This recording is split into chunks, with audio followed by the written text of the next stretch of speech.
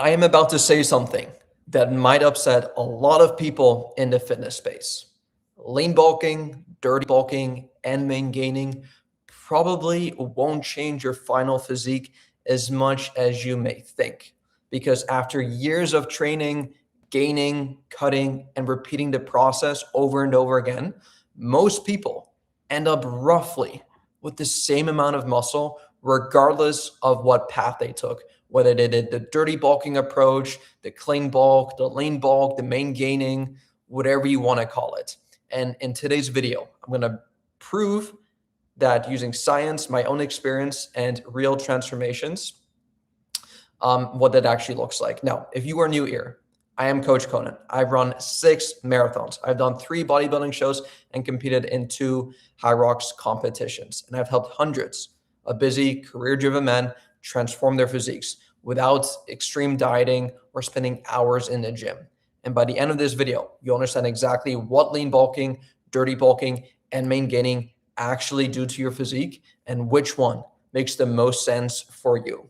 We'll cover the physiology, we'll look at research on surplus size and muscle gain, and go through some personal experiments with all 3 approaches, and I'll share client case studies that show what really happens long term. So let me start with point number 1, the 3 paths explained. Let's imagine we cloned one lifter 3 times, right? So we have one person and we cloned them 3 different times. Same genetics, same training program, same sleep. The only difference is the nutrition strategy. So clone number 1, he will dirty bulk with a large surplus. We're talking like thousands of extra calories above their maintenance calories, which is a dirty bulk. Clone number 2 will do a lean bulk with a moderate surplus, let's say 250 to 500 calories above their maintenance. And then clone number 3, main gains with a very small surplus or at around maintenance. So pretty much eating at maintenance level of calories. Now, if we plotted body weight over time, the dirty bulk will rise up really fast, right? Because you'll be getting excess body weight. The lean bulk person, the body weight will rise slowly. And now the main gain rises even slower than that, right? So dirty bulk, lean bulk, main gain. Hopefully you guys are watching the visual here. But here's the key. Muscle growth isn't unlimited just because calories are. So just because you put yourself in this humongous calorie surplus, those extra calories are not going to automatically turn into muscle. I wish that was the case, because if that was literally the case, we could all be eating 10,000 calories, 20,000 calories every single day, and all those extra calories would just magically turn into muscle. But unfortunately, that is not the case. And that is why 75% of Americans are obese and or overweight. Now, of course, most of these people are not even into fitness to begin with, so that's obviously besides the point. But just know that, yeah, you cannot get away with just eating a bunch of food, stuffing yourself with foods, doing the whole dream bulker approach, thinking that it'll be good for you, it'll be healthy for you. No, that cannot be further from the truth. So once again, the key is muscle growth isn't unlimited just because your calories are. Now, this leads me on to points 2. Bigger surpluses in terms of calories does not equal more muscle, because research consistently shows muscle protein synthesis has an upper limit. Studies examining energy surplus size demonstrate a surplus supports hypertrophy, but excessively large surpluses primarily increase fat gain. Muscle accrual rates plateaus regardless of calorie size. So as an example, overfeeding studies show weight gain composition shifts heavily towards fat once training stimulus and protein intake are already sufficient. So once you hit the upper threshold, anything above that, yeah, once again, it's not going to turn into more muscle, it's just going to turn into excess fat gain. Now, this aligns perfectly with hypertrophy models proposed by researchers like Brad Schoenfeld and Eric Helms, which I am huge fans of. I listen to their podcasts pretty much every single morning when I do my workouts. I listen to their videos, research topics too. Very interesting. And now they basically show that muscle growth is primarily driven by mechanical tension and training adaptation, and not unlimited calorie intake. You have to keep in mind that the training is the stimulus And I would argue and say that the training is far more important than your calories. Because yes, you could be having the perfect diet, the perfect calories, but if there's no stimulus to go alongside that, sure, if you eat enough protein, you may gain a bit of muscle, but nowhere near the amount of muscle if you were actually to combine that with a proper training program with enough volume, enough intensity, enough recovery, all these things. So the dirty bulk clone, going back to the example, doesn't magically gain more muscle. He just gains more fat alongside it. And I personally had to learn this the hard way. Even in my own lifting career, I dirty bulked pretty hard. This was back in university. I was 18, 19, and I knew the science, but I think it's just one of these things where a lot of people just want to experience it, right? Of like, well, what actually happens if I were to just stuff myself with food every single day for months, even years on end?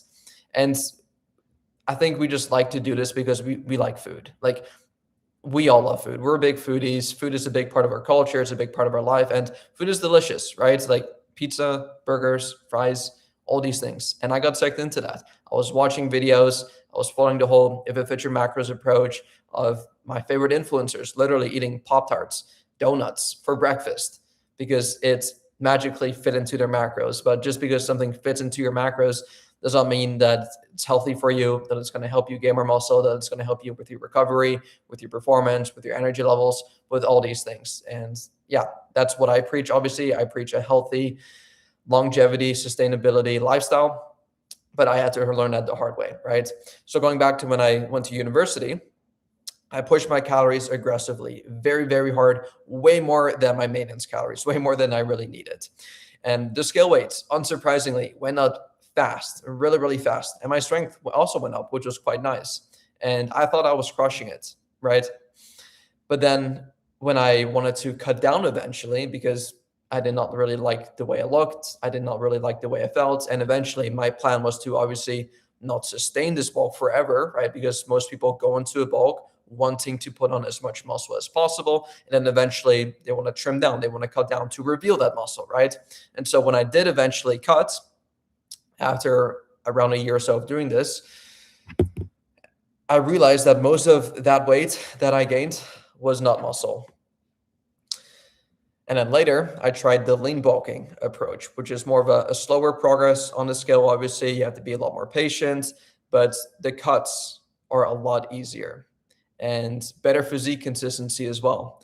And then more recently, I experimented with more like the main gaining approach during my hybrid athlete phase, which I currently am still in now, where, yeah, I was running marathons. Like, I've done 6 marathons in the past. I literally did one just under a week ago, the Austin Marathon, and I did one last month in Houston, and I did one the month before that in Hawaii, Honolulu, all great experiences.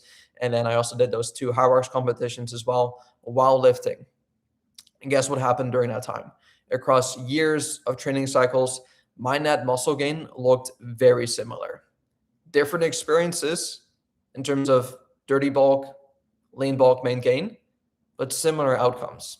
Now, that realization changed how I view a lot of things, especially when it comes to my own approach and the way that we coach our clients inside of the Barbarian squad. So one of our clients, Jezreel, is a perfect example of this. He has a sedentary desk job, a busy schedule, limited time. And now keep in mind, most clients who come to us are busy, they're stressed out, and most of them are overweight. They're not really looking to, and I'll be honest, like if you're above 15 to 20% body fat, you should not even think about bulking, let alone dirty bulking, right? Because you're just going to get fatter and fatter, and it's just going to be unmotivating. Because I think the reason why most people want to get into fitness is to look better naked, feel better, have more energy. And if you're going into this already being overweight, wanting to put on more muscle, going into it with a dirty bulk is not really gonna do you any favors. It's not gonna help you whatsoever. Your hormones will continue on getting worse and worse and worse. Your testosterone won't improve.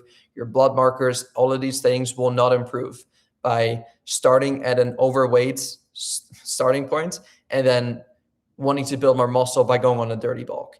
You are just not going to be doing yourselves any favors. Whereas with my client Jezreel, and then anyone really listening to this, if you're already overweight, like, you are in a prime spot because you are so detrained.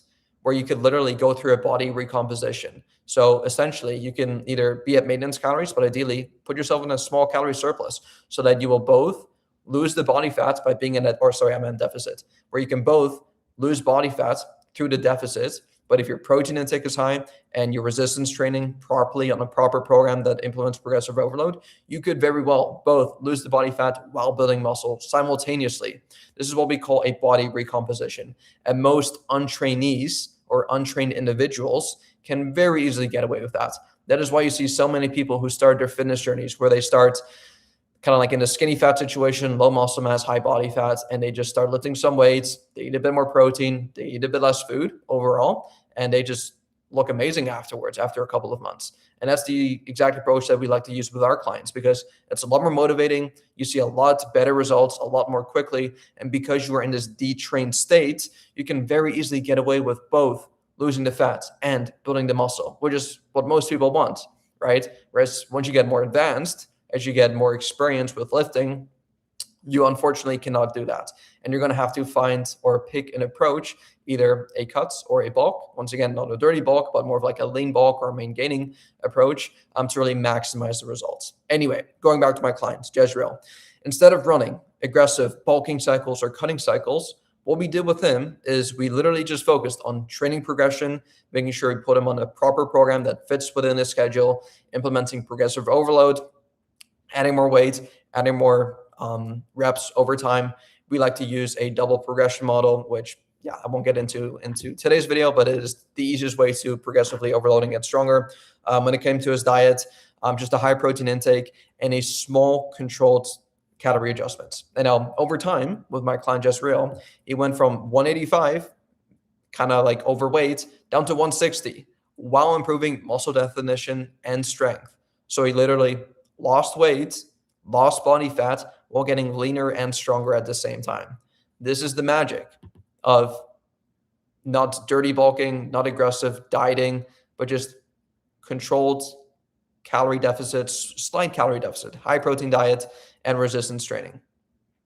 Once again, he was untrained, so he could very easily get away with a body recomp. So no dramatic bulking phases, no extreme dieting, just consistent execution.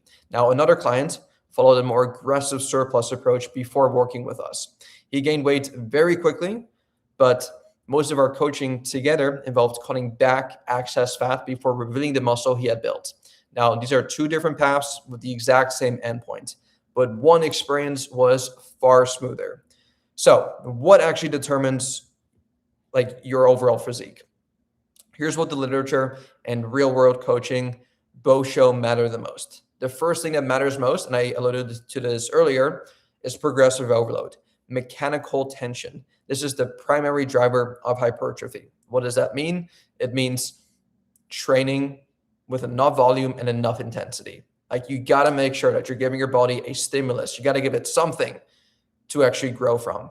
It doesn't matter how much protein you eat. It doesn't matter how dialed in your calories are. If your body has no stimulus to grow from that, it's going to get capped. So you want to give yourselves the best opportunity of growth by both maximizing the training side of things, which once again, I would say is arguably more important, but then also the nutrition side of things to go alongside that. You really do need both. Like if people ask me like, oh, what's more important, the training or the diets? Like just do both. Like you're not going to do one or the other, obviously, right? So try to maximize both to the best of your abilities. And then of course, rest and recovery, stress management are also important. But for today's topic, we're just talking about training and nutrition. The second thing is protein intake. Meta-analysis show 1.6 up to 2.2 grams per kilogram of protein supports maximal muscle growth. Now, I would still say that this is on the lower end of things. Like 1.6 grams per kilogram of body weight is honestly like very little. Like most people, I would say, can very easily do that if you just somewhat focus on eating enough protein in every meal. But the 2.2 grams per kilogram of body weight, which equals out to around 1 gram of protein per pound of body weight, I would say is sufficient for most people. Thirdly is training volume and effort, right? Research on hypertrophy indicates sufficient volume new failure is essential, right? Not optional, essential. It is mandatory. Fourthly is time under consistent stimulus. Muscle growth is a very slow biological process measured across years. Not weeks, not months, unfortunately. I know we want quick results, which is why we like to think to ourselves that, oh, if we do a dirty bulking approach, if we just eat a lot more food now, we get more muscle gains quicker. No. Once again, your body can only build muscle so fast, and you cannot speed up the whole muscle building process by just stuffing yourself with excess calories. Once again, I wish that was the case, but unfortunately, that is not the truth. That is not the case. Your surplus size is secondary to all of these factors. And that is why different nutritional strategies converge long-term, right? So instead of asking what builds the most muscle, ask yourself this question: what lets me stay consistent the longest? And what makes me feel the best? If you hate feeling fluffy, do the lean bulk or the main gaining approach. I know a lot of people who just do not want to get fat, and I totally respect that. I'm like, yes, you go, you do you. A lot of people get into fitness not wanting to get fat on purpose. They want to get into fitness to actually look like they were into fitness, to actually have six-pack abs, to actually have a bit of muscle. That is why they get into it. And as soon as you start doing the whole dirty bulking approach, like you're doing the exact opposite. Now, if you enjoy pushing your body weight and you don't mind looking more fluffy, then yes, the more of the lean bulking approach will be more appropriate. And if you want minimal cutting, if you don't like the whole process of cutting down your calories and not being able to eat out or all these other things, then I would say the main gaining approach is the better approach, where you just kind of chill at maintenance. Maybe slight surplus, high protein intake, and you just consistently just stay consistent with that. And then over time, you will eventually get to your genetic potential anyway. The optimal strategy here is adherence. What can you stick to a long term, and what do you enjoy the most? Because consistency, this is what actually compounds. So to conclude this, lean bulk, dirty bulk, main gain. They're not different destinations because they all lead to the same outcome. You're going to build muscle regardless, as long as you lift weights, obviously. They're just different experiences. So ask yourself this question: if you're going to be going to this destination, let's say you want to go to Vegas. I don't know why. Do you want to take the bus? Do you want to take a Ferrari, or do you want to take a minivan? You're going to get to the same destination. One may be quicker than the other, but yeah, different experiences, exact same outcome, right? Now, when you zoom out across years of training, most lifters who stay consistent arrive at very similar levels of muscularity, right? Like, you're going to get there regardless. So you might as well pick a vehicle that you actually enjoy being in. So stop obsessing over the perfect surplus and focus on executing the fundamentals, and focus on just being consistent, because that will determine your results. I see a lot of people who get into this game and they do the whole dirty bulking approach, and then they get fat, and then they get discouraged, and then guess what? They completely stop lifting altogether because they're like, oh, I got into the game, but then I just got really fat, so I just kind of stopped doing it. Right? Whereas if we took that same individual and we just put him on a lean bulking approach or a main gaining approach, maybe he would have enjoyed the experience a whole lot more, which therefore made him stay a lot more consistent and therefore actually get to his genetic potential of muscularity, right? And so if you want help building muscle, losing fat, and creating a physique that you're actually proud of without spinning your wheels in circles with constant bulking and cutting cycles, you can book a free consultation call with me down below. We'll map out a very simple plan that fits your lifestyle, fits your goals. The link will be in the description down below, and I'll see you all soon. Peace.